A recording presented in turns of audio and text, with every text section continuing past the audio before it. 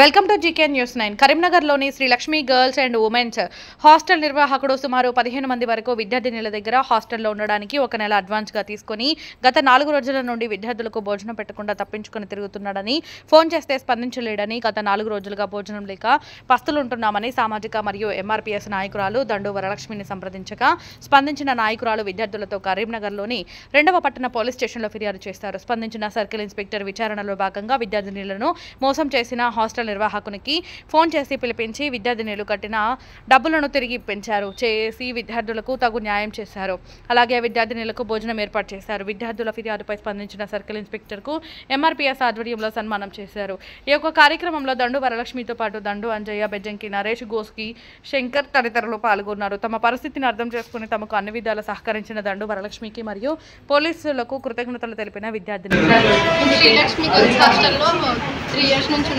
Last 4 monthsలో తను రవలి అనే Tom వచ్చి స్టాండ్ తీసుకుంది, హాస్టల్ని తీసుకుంది.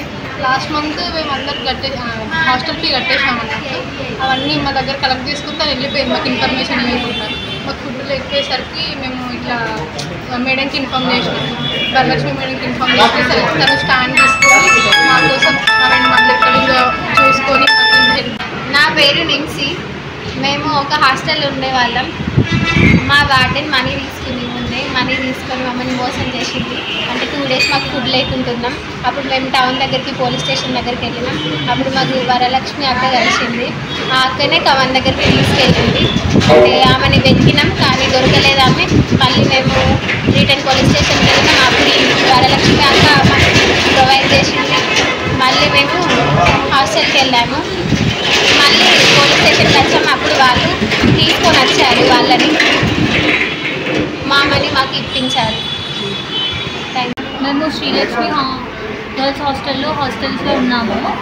మా హాస్టల్ వార్డెన్ మమ్మల్ని ఒక 15 to 20 మెంబర్స్ మనీ తీసుకుంది. అండ్ మాకు ఫుడ్ పెట్టకుండా ఒక 3 days మమ్మల్ని వదిలేసి వెళ్ళింది.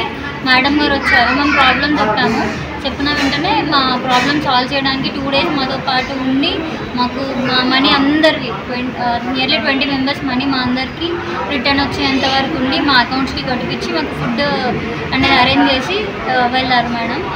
We are so thankful for madam. And మేమందరం ఎప్పుడు కూడా మేడంకి ఎలాంటి హెల్ప్ కావాలన్నా అండ్ మాకు ఇంత హెల్ప్ చేసిన మేడం మేము ఎప్పుడు మర్చిపోలేము. నమస్కారం, నా పేరు దండు వరలక్ష్మి. ఎంఆర్పీఎస్ జిల్లా అధ్యక్షురాలు మందకృష్ణ ఆధ్వర్యంలో పనిచేస్తున్నాను. జయ మందకృష్ణ మాదిగా. నిన్న 3 గంటల సమయంలో నేను ఏదైతే 2 వెళ్ళానో అక్కడ ఒక 15 members కాలేజీ పిల్లలు కనబడ్డారు. అడిగాను ఎందుకంటే ఇక్కడికి వచ్చారు అని చెప్పి నేను అడగగానే వాళ్ళు అక్కడ ఏదైతే ఈతమన్ చౌరస్తాపై ఒక శ్రీలక్ష్మి హాస్టల్ ఉంటుంది, హాస్టల్లో వీళ్ళు అందులో ఉంటున్నారు.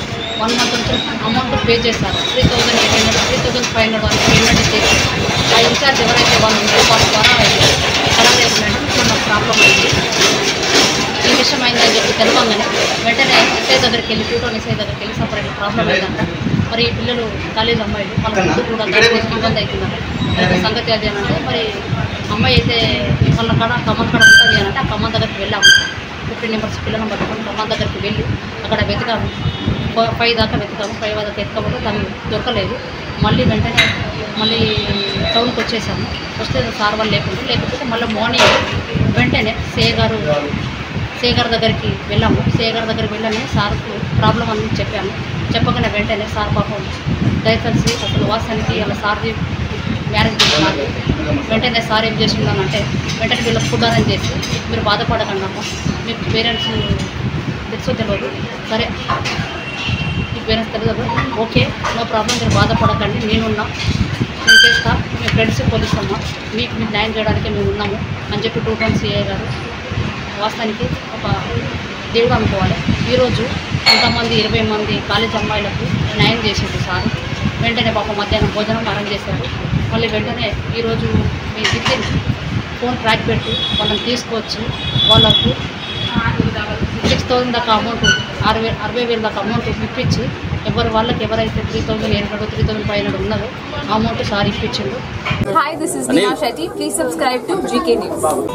Hi everybody, subscribe to GK News.